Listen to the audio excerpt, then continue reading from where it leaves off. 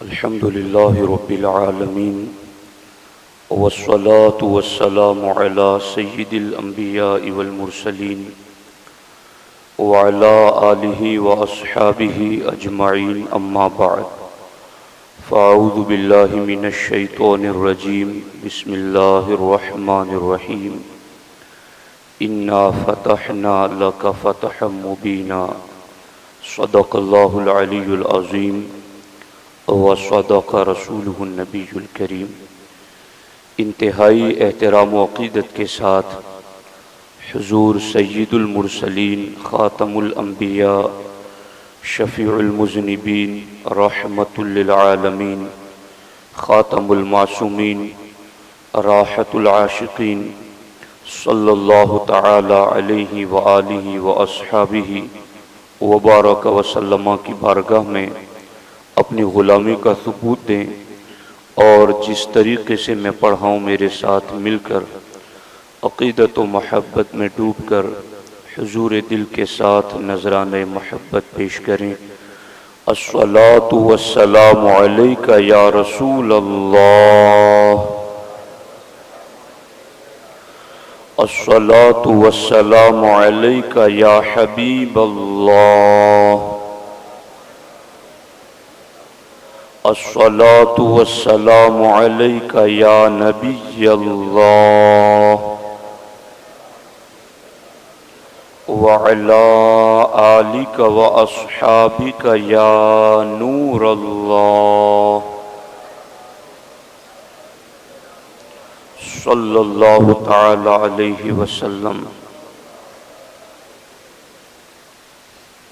دوستان محترم، 20 رمضان المبارک کا دن فتح مکہ کا دن ہے، اور آج کے جمعۃ المبارکہ میں اسی حوالے سے چند باتیں آپ کی خدمت میں عرض کرنا چاہتا ہوں۔ صلح حدیبیہ کے موقع پر کفار مکہ کے ساتھ اہل ایمان کا ایک صلح نامہ تیار ہوا، جن میں بالخصوص 2 باتیں لکھی گئیں کہ دونوں فریق میں سے 10 سال تک کوئی کسی پر حملہ نہیں کرے گا، اور دوسری شرط یہ تھی کہ عرب کے قبائل میں سے جو قریش کا ساتھ دینا چاہیں وہ ان کے ساتھ چلا جائیں، اور جو اللہ کے رسول صلی اللہ تعالی علیہ وآلہ وسلم کا ساتھ دینا چاہتا ہے وہ ان کے ساتھ آ جائیں۔ اس شرط کے مطابق بنو بکر جو قبیلہ تھا اس نے قریش کا ساتھ دیا، اور بنو خزاعہ جو قبیلہ تھا اس نے اللہ کے رسول صلی اللہ تعالی علیہ وسلم کا ساتھ دیا۔ بنو بکر اور بنو خزاعہ یہ دونوں ایسے قبیلے تھے جن میں آپس میں جنگیں اور لڑائی جاری رہتی تھی، اور یہ دونوں آپس میں ایک دوسرے کے مقابل کے ساتھ حلیف یعنی ساتھی بنتے ہیں۔ اللہ کے رسول صلی اللہ تعالی علیہ وسلم کے ساتھ کفار قریش کا یہ معاہدہ 22 مہینے تک قائم رہا، اور شعبان المعظم کے مہینے میں قریش نے اس عہد نامے کی مخالفت کی۔ اور قریش نے اس عہد نامے کی مخالفت کیوں کی؟ اس لیے کہ جنگ موطا میں مسلمانوں کے 3 جرنیل شہید ہوئے، حضرت زید بن حارثہ، حضرت سیدنا جعفر بن ابی طالب، اور انہی کے ساتھ ساتھ حضرت عبداللہ ابن رواحہ رضی اللہ تعالی عنہم۔ یہ 3 جنگ موطا میں شہید ہوئے، تو قریش کے لوگوں کو ایسا لگا کہ اب مسلمانوں کی طاقت بہت کمزور ہو چکی ہے، اگر ہم معاہدہ توڑ بھی دیتے ہیں تو اب مسلمانوں میں اتنی طاقت نہیں کہ وہ پلٹ کر ہمارا جواب دے سکیں۔ اس لیے ہوا یوں کہ قریش اور بنو بکر جو کہ صلح حدیبیہ کے موقع پر آپس میں ایک دوسرے کے ساتھی بنے تھے، ان دونوں نے مل کر کے بنو خزاعہ پر حملہ کر دیا۔ بنو خزاعہ جو ہمارے نبی صلی اللہ تعالی علیہ وسلم کے حلیف تھے اور سرکار کے ساتھ تھے، ان پر قریش نے اور بنو بکر نے رات کو حملہ کیا اور ان کے کئی مردوں، عورتوں اور بچوں کو انہوں نے قتل کر دیا۔ اب انہوں نے جیسے ہی صلح حدیبیہ کے اس عہد و پیمان کی مخالفت کی اور ادھر انہوں نے بنو خزاعہ کو قتل کیا، بنو خزاعہ بھاگ کر کے حرم میں پناہ لینے کے لیے آئے، مگر بنو بکر نے حرم میں بھی بنو خزاعہ کو قتل کرنے سے دریغ نہیں کیا، بلکہ حرم کی حرمت کو بھی پامال کرتے ہوئے بنو بکر نے بنو خزاعہ کو حرم میں بھی قتل کیا۔ وہاں سے حرم ہی سے جو حضور کے حلیف اور ساتھی تھے، انہوں نے وہیں سے حضور کو مدد کے لیے پکارا کہ اے اللہ کے رسول صلی اللہ علیہ وسلم، ہم نے آپ کا ساتھ دیا ہے اور وعدہ یہ طے ہوا ہے کہ جو آپ سے جنگ کرے گا ہم اس سے جنگ کریں گے، جو آپ سے صلح کرے گا ہم اس سے صلح کریں گے۔ تو آج قریش کے ساتھیوں بنو بکر نے آپ کے ساتھیوں بنو خزاعہ کو قتل کیا ہے، آپ مدد فرمائیں۔ ادھر مکہ کتنا دور ہے مدینے سے، وہاں سے انہوں نے مدد کے لیے پکارا۔ ادھر ام المومنین رضی اللہ تعالی عنہا سیدہ میمونہ فرماتی ہیں کہ رات کو اللہ کے رسول صلی اللہ تعالی علیہ وسلم تہجد کی نماز کے لیے بیدار ہوئے اور اللہ کے رسول صلی اللہ علیہ وسلم طہارت خانے میں وضو کے لیے تشریف لے گئے اور وہیں سے حضور نے آواز لگائی، لبیک لبیک لبیک، نصرتا نصرتا نصرتا، یعنی میں حاضر ہو گیا، میں پہنچ گیا، نصرتا تمہاری مدد کر دی گئی، تمہاری مدد کر دی گئی۔ سیدہ میمونہ رضی اللہ تعالی عنہا نے حضور سے بعد میں پوچھا، حضور طہارت خانے میں تو کوئی بندہ تھا نہیں، آپ کس کی صدا پر لبیک کہہ رہے تھے اور آپ کس فریادی کی مدد کو پہنچے؟ تو اللہ کے رسول صلی اللہ تعالی علیہ وسلم نے ارشاد فرمایا کہ اس وقت بنو بکر جو کہ قریش کے ساتھی ہیں، انہوں نے ہمارے ساتھیوں بنو خزاعہ پر حملہ کر دیا، ان کے مردوں، عورتوں اور بچوں کو قتل کیا ہے۔ اس نے وہاں سے مدد کے لیے پکارا تو میں نے اس کی پکار پر لبیک کہہ دیا۔ یہاں یہ بات بھی سمجھنے والی ہے کہ جو کلمہ پڑھ کر کے آج بھی یہ عقیدہ رکھتے ہیں کہ نبی کو دیوار کے پیچھے کی خبر نہیں، انہیں اپنی خبر لینی چاہیے کہ وہ کس اندھیر میں اور کس اندھیر نگری میں اپنے شب و روز گزار رہے ہیں۔ یہاں تو سرکار کو مکے سے پکارا جائے تو مدینے میں رات کی تنہائیوں میں سرکار سنتے بھی ہیں اور مدد بھی فرماتے ہیں۔ اب آگے معاملہ یہ ہوا کہ 3 دن کے بعد وہاں سے عمرو بن سالم خزائی، جو بنی خزاعہ سے تعلق رکھتے تھے، جو حضور کا ساتھی قبیلہ تھا، ان کے عمرو بن سالم خزائی 40 سوار لے کر اللہ کے رسول صلی اللہ علیہ وسلم کی خدمت میں پہنچے اور پورا واقعہ بتائیں کہ ہم آپ کے ساتھ ہیں اور ہمارے ساتھ کیا ہوا ہے۔ جب یہ ساری بات پیش آئی تو ہمارے آقا علیہ الصلوۃ والسلام نے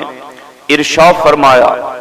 کہ میں اپنے صحابی حضرت زمرہ رضی اللہ تعالی عنہ کو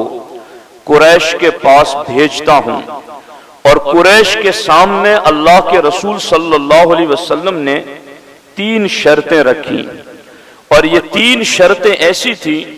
کہ آج بھی ان 3 شرطوں کو سننے اور پڑھنے والا بندہ یہ یقین کرے گا کہ نبیوں کے امام صلی اللہ تعالی علیہ وسلم نے اپنے ساتھیوں کے قتل کیے جانے کے باوجود بھی امن ہی کا پیغام عطا فرمایا۔ سرکار دو عالم صلی اللہ علیہ وسلم نے حضرت زمرہ کو 3 شرطیں لے کر بھیجا۔ جب وہ گئے تو قریش حرم میں ٹولیوں میں بیٹھے ہوئے تھے، ان سب کو جمع کر کے کہا کہ اللہ کے رسول صلی اللہ علیہ وسلم نے 3 باتیں آپ کے سامنے رکھی ہیں، یا تو بنی خزاعہ کے مقتولین کا خون بہا دے کہ تم نے جتنے لوگوں کو قتل کیا ہے ان کا بدلہ دے، رقم دے، یا تو تم جو بنو بکر کی حمایت اور ساتھ تم نے لیا ہے تو ان کی دوستی سے تم اپنی برات کا اعلان کر دو کہ اب چونکہ انہوں نے ایسا کیا ہے اس لیے ہمارا ان کا کوئی ساتھ نہیں ہے، یا تو ان کے تمہارے دوستی جو ہیں اس دوستی سے برات کا اعلان کر دو، یا پھر تیسری یہ شرط کہ یہ اعلان کر دو کہ صلح حدیبیہ کا معاہدہ ختم ہو چکا ہے۔ تینوں میں سے تمہیں کوئی ایک شرط منظور کرنے کی اللہ کے رسول صلی اللہ علیہ وسلم کی طرف سے اختیار دیا گیا ہے۔ جب یہ 3 باتیں پیش کی گئیں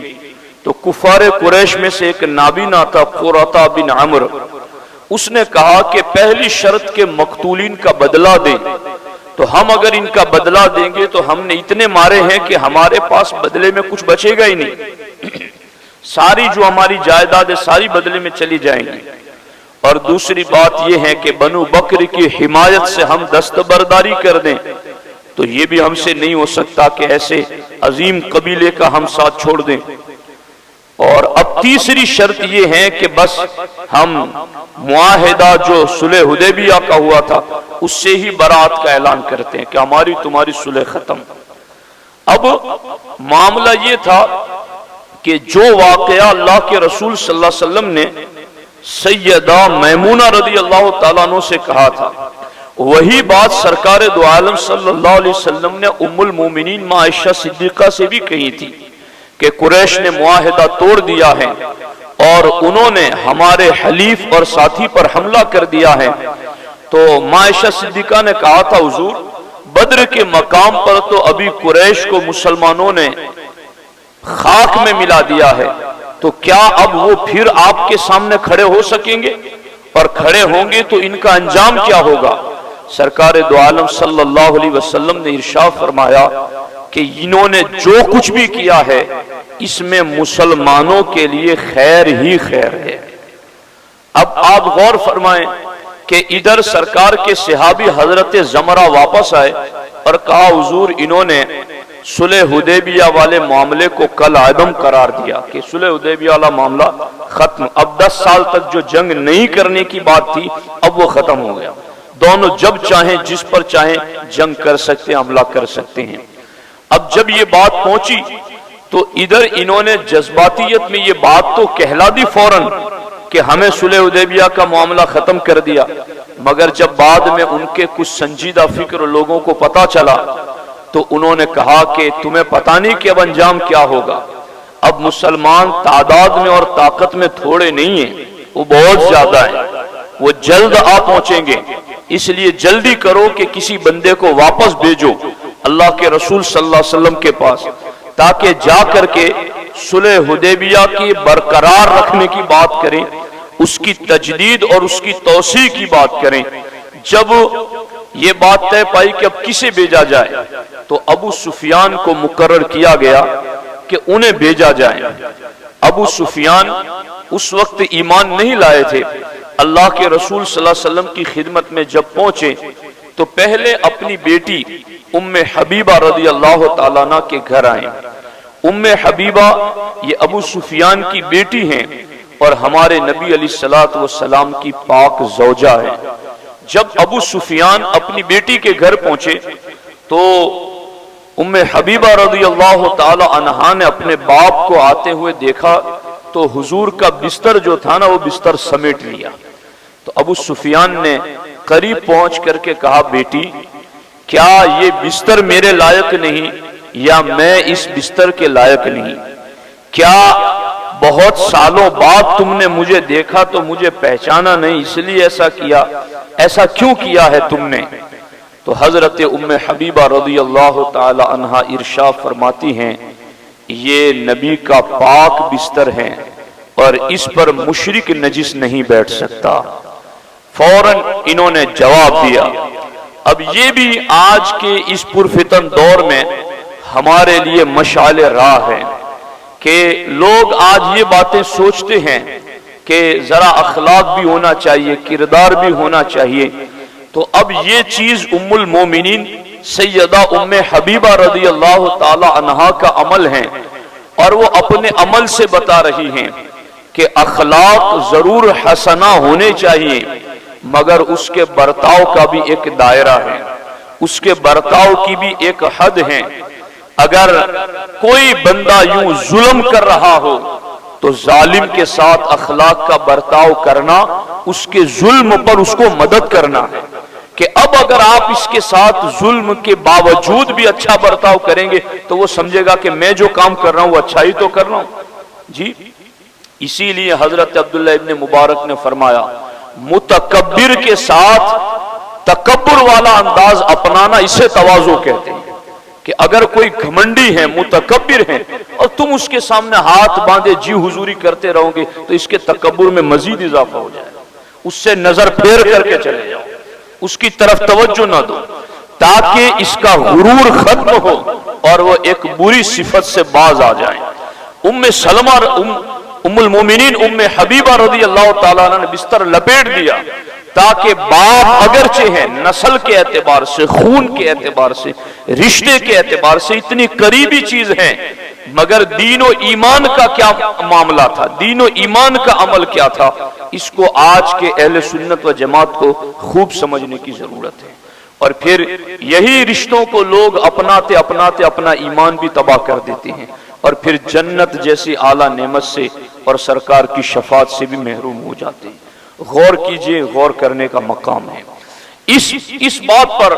ابو سفیان پھر وہاں سے نکل کر کے اللہ کے رسول علیہ السلام کی خدمت میں آئے اور سرکار دو عالم صلی اللہ علیہ وآلہ وسلم کی بارگاہ میں آ کر کے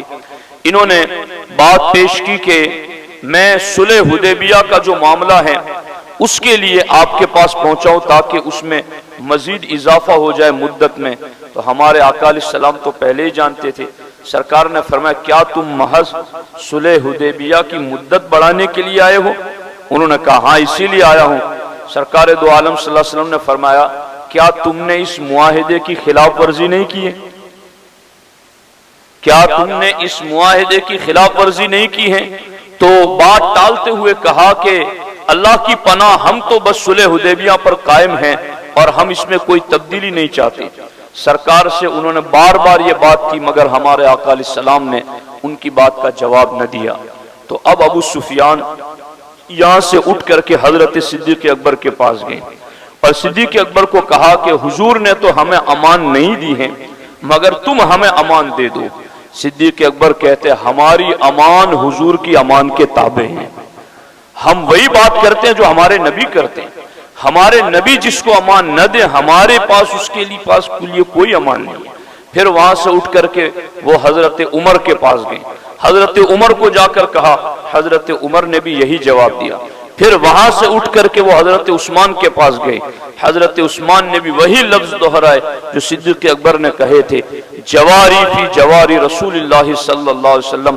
میری پناہ تو اللہ کے رسول کی پناہ کے تابع ہیں، سرکار پناہ دیں گے تو ہماری طرف سے بھی پناہ ہے۔ پھر وہ حضرت مولا علی کے پاس گئے، مولا علی نے بھی وہی جواب دیا۔ پھر وہاں سے سعد بن عبادہ کے پاس گئے اور وہاں سے کئی لوگوں کے پاس گئے مگر ہر ایک نے یہی جواب دیا، ہمارا سب کچھ ہمارے نبی کے حکم کے تابع ہے، ہم اپنی مرضی سے کوئی بات نہیں کرتے، ہمارے آقا جو کہیں گے وہی ہمارا فیصلہ ہے۔ اب یہاں تک کہ اخیر میں وہ سیدۃ النساء اہل الجنہ، خاتون جنت سیدہ فاطمہ الزہرا رضی اللہ تعالی عنہا کی خدمت میں بھی پہنچے اور ان سے بھی انہوں نے اس طرح کی بات کی مگر انہوں نے بھی وہی بات دہرائی جو سارے صحابہ کرام نے دہرائی تھی۔ اب یہاں سے ابو سفیان یہ سمجھ گئے کہ اب یہ لوگ صلح حدیبیہ کا جو معاملہ ہم نے توڑ کر کے ظلم کیا ہے، نہ ہم خون بہا دینے کے لیے تیار ہیں، نہ بنو بکر سے دوستی توڑنے کے لیے تیار ہیں، اور ہمارے بندوں نے جب صلح حدیبیہ کے معاملے کو کل عدم اور ختم کر ہی دیا ہے تو اب یہ لوگ صلح کے لیے تیار نہیں ہوں گے۔ سرکار دو عالم صلی اللہ علیہ وسلم نے جب ابو سفیان کو جاتے ہوئے دیکھا تو اللہ کے رسول علیہ السلام نے دعا کی، اے اللہ قریش کی آنکھوں پر پردہ ڈال دے، اور ہم جنگ کی جو کچھ بھی تیاریاں کریں یا اللہ اس کی خبر قریش تک نہ پہنچنے دینا۔ سرکار کی یہ دعا مستجاب اور مقبول ہوئی، اور پھر اللہ کے رسول صلی اللہ تعالی علیہ وسلم ایک دن اپنے گھر کے باہر تشریف فرما تھے، اور سرکار جب یوں گھر کے باہر بیٹھتے تو صحابہ کرام دور دور بیٹھتے، کوئی پاس قریب آنے کی جرت نہیں کرتا۔ پھر سرکار جن کو بلاتے تو وہ پاس آتے۔ سرکار نے صدیق اکبر کو بلایا، ان سے راز و راز کی بات کی، پھر اپنی دانی جانب بٹھایا، پھر عمر کو بلایا اور راز و راز بات کی اور ان کو اپنی بائیں جانب بلایا، پھر سرکار دو عالم صلی اللہ علیہ وسلم نے ساروں کو جمع کیا، اور اللہ کے رسول صلی اللہ علیہ وسلم نے اس کے بعد سارے صحابہ کرام کے سامنے حکم دیا، من کان یؤمن باللہ والیوم الآخر فلیحضر رمضان بالمدینہ،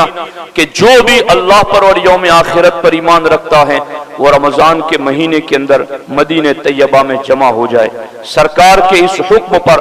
آس پاس کی بستیوں میں بھی جتنے مسلمان آباد تھے 12,000 کے قریب مسلمان مدینہ طیبہ میں جمع ہو چکے تھے۔ اب اللہ کے رسول صلی اللہ علیہ وسلم نے عصر کی نماز کے بعد 10 رمضان المبارک 8 ہجری کو بدھ کے دن ارشاد فرمایا، اب چلو مکے کی طرف ہمیں چلنا ہے، اپنے حلیف کا ساتھ بھی دینا ہے اور خانہ خدا کو خدا کی عبادت کا مرکز بنانا ہے۔ اللہ کے رسول صلی اللہ علیہ وسلم وہاں سے چل پڑے، اور واقعات درمیان میں بہت زیادہ ہوئے۔ ایک جگہ صحابہ کرام چونکہ 10,000 کا لشکر تھا،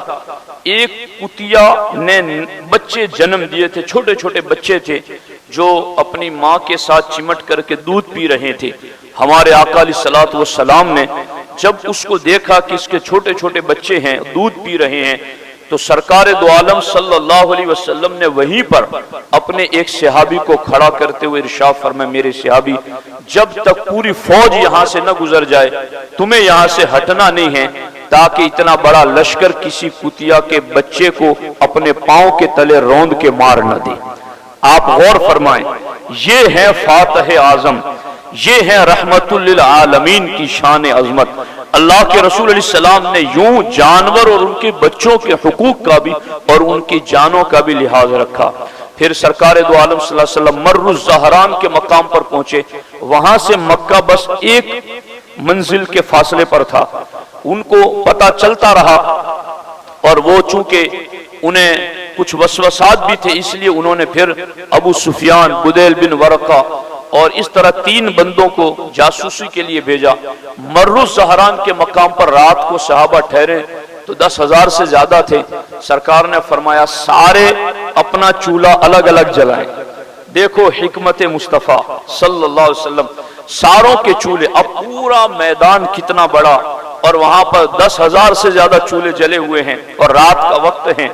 ابو سفیان، بدیل بن ورقہ اور یہ لوگ تحقیق کے لیے آئے تھے کہ دیکھیں ہمارے آس پاس کے حالات کیا ہیں۔ انہوں نے پہاڑی پر چڑھ کے دیکھا تو نظر آیا کہ اتنے زیادہ دیے جل رہے ہیں، چولہے جل رہے ہیں۔ تو بدیل نے بتایا کہ یہ بنو خزاع کے لوگ ہیں۔ کہا نہیں، یہ بنو خزاع کے لوگ نہیں ہیں۔ پھر یہ باتیں کر رہے تھے۔ اب ادھر معاملہ کیا ہوا تھا کہ جب یہ باتیں کر رہے تھے تو حضور علیہ السلام کے ایک صحابی وہاں سے گزرے، اور رات کو پہرہ داروں کا مین سرکار نے حضرت عمر کو بنایا تھا۔ ان تینوں کو ایک صحابی نے پکڑ لیا اور پکڑ کر حضور کی بارگاہ میں لائے۔ اب ادھر معاملہ کیا تھا کہ سرکار جب مدینے سے نکلے تھے فتح مکہ کے لیے، تو ادھر مکے سے حضرت عباس ابن عبد المطلب رضی اللہ تعالیٰ عنہ اسلام لا کر مدینے کی طرف نکلے تھے، اور حضرت عباس تو بہت پہلے ہی مان لا چکے تھے، مگر سرکار نے انہیں روکے رکھا تھا کہ میرے چچا آپ رکے رہیں مکے میں، اس لیے کہ آپ آ جائیں گے مدینے تو آپ کے آتے ہی ہجرت کا دروازہ بند ہو جائے گا۔ جس طرح نبوت میں آخری ہوں، آپ ہجرت میں آخری ہیں، آپ کو میں کہوں تب آنا ہے۔ تو وہ اس وقت آئے تھے، ذوالحلیفہ کے مقام پر مل گئے اور اپنے گھر والوں کو مدینہ بھیج دیا، اور خود حضور کے ساتھ ہی واپس روانہ ہو گئے۔ اور جب انہوں نے دیکھا کہ یہ سارے یہاں پر پڑاؤ ڈالے ہوئے ہیں اور اب مکے والوں کا کیا ہوگا، تو صبح صبح یہ حضور کے ہی دراز گوش پر سوار ہو کر کے نکلے تاکہ کوئی ملے تو کسی کو خبر دیں کہ قریش کے لوگ باز آ جائیں اپنی بری حرکتوں سے۔ مگر جب حضرت عباس گئے تو انہوں نے ان تین کو دیکھ لیا، ابو سفیان وغیرہ کو، تو فوراً سمجھ گئے کہ اب ان تینوں کو جو بھی دیکھے گا مسلمان انہیں قتل کر دے گا۔ تو ابو سفیان کو حضرت عباس نے اپنے سواری کے پیچھے بٹھا لیا۔ اب حضرت عباس جو سواری لے کر گئے تھے نا، وہ حضور کی سواری لے کر گئے، تو ہر صحابی جب یہ دیکھتا کہ یہ حضور کی سواری ہے تو کوئی پوچھتا بھی نہ تھا کہ پیچھے کون ہے۔ مگر جب حضرت عمر کے پاس سے گزرے نا، تو حضرت عمر نے کہا یہ پیچھے کون ہے ذرا مجھے دکھاؤ۔ تو ابو سفیان تھے تو حضرت عمر جلال میں کہ یہ تو چاروں طرف سے اسلام کے خلاف جنگوں میں آتے رہے، میں انہیں چھوڑوں گا نہیں۔ تو حضرت عمر اور حضرت عباس دونوں اس بات کے، حضرت عباس چاہتے تھے کہ ان کی جان کو امان مل جائے، اور حضرت عمر کہتے تھے کہ اس دشمن اسلام کو قتل کر دیا جائے۔ اب حضرت عباس، حضرت عمر دوڑے جلدی سے حضور کے خیمے کی طرف تاکہ حضور سے اجازت طلب کر لیں قتل کرنے کی۔ تو حضرت عباس کہتے ہیں میں تو سواری پر تھا، میں نے تیز ایڑ لگا کر کے جلدی پہنچ گیا، اور ہم دونوں خیمے پر، حضور کے خیمے پر ساتھ ہی پہنچے۔ ادھر حضرت عمر نے کہا حضور یہ دشمن اسلام آیا، میں اسے قتل کرنا چاہتا ہوں۔ عمر کا جملہ ختم بھی نہ ہوا تھا کہ حضرت عباس کہتے ہیں میں نے کہہ دیا حضور میں انہیں امان دے چکا ہوں۔ تو سرکار نے فرمایا میں نے تمہاری امان قبول کر لی۔ اور اس طرح سے ہمارے آقا علیہ الصلوۃ والسلام نے ان کی جان بخشی کر دی۔ اور پھر حضرت ابو سفیان جو آئے تھے، پھر ابو سفیان رضی اللہ تعالیٰ عنہ بن گئے،